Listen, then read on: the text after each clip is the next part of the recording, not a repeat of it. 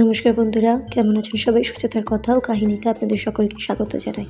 আজ অনেক মাস হয়ে গেল কোনো ভিডিও নিয়ে আপনাদের সামনে আসতে পারিনি, তবে ভাবলাম যে আমার বাড়ির একটা ছোট্ট সদস্য, নতুন সদস্যর সঙ্গে আজকে আলাপ করানোর জন্যই ভিডিও। এই যে আমাদের বাড়ির ছোট্ট সদস্য এবং আমাদের সবার খুব আদরের সদস্য।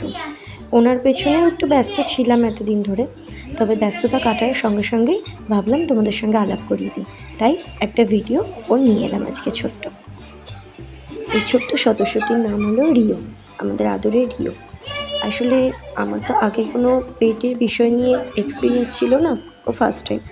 তো সেক্ষেত্রে আমি একটুখানি ভয় ছিলাম যে একটা ছোট্ট বাচ্চা এনেছি, তাকে কিভাবে আমি যত্ন করব, কিভাবে কি করতে হয়, কি খাওয়াতে হয়, আমার কোনো এক্সপিরিয়েন্স ছিল না। তো সেক্ষেত্রে ডাক্তার দেখানো, ওষুধ আনা, এই সমস্ত কিছু নিয়ে একটু বিজি ছিলাম এই কটা দিন। তো যাই হোক, এখন একটু ধাতস্থ হয়ে গেছি। ও তো খুব আদরের জিনিস, তো ওকে আনার পর থেকে আমি যতটা চেষ্টা করছি, আমার যতটা দেওয়ার, যে ওকে যত্নে রাখার, আদরে রাখার আমি চেষ্টা করছি।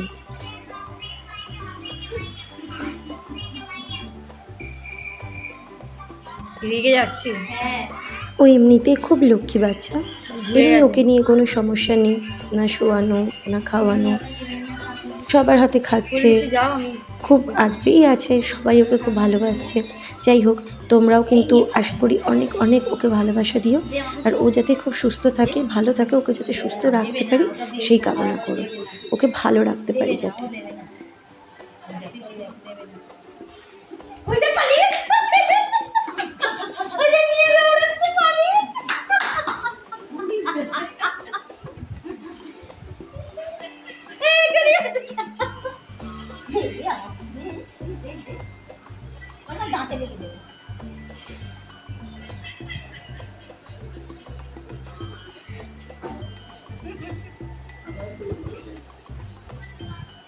পালাচ্ছি কোথায় দিয়ে মনে নিচ্ছে, তাড়াতাড়ি নিচ্ছে।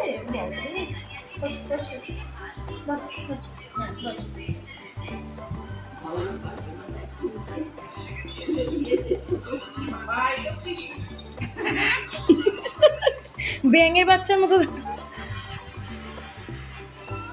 সত্যি নিবি বলে পালিয়ে যাচ্ছি। দেখ তুই নিবি বলে ওই নিবি না, মার বল নিবি না। আচ্ছা নেবে না,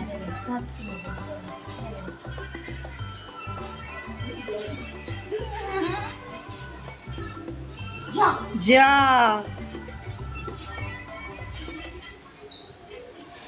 যাই হোক, ওর খেলা এখন চলবে কন্টিনিউ, তবে ভিডিও তো আমার লেন্দি করলে চলবে না, ভিডিওটা এখন শেষ করলাম।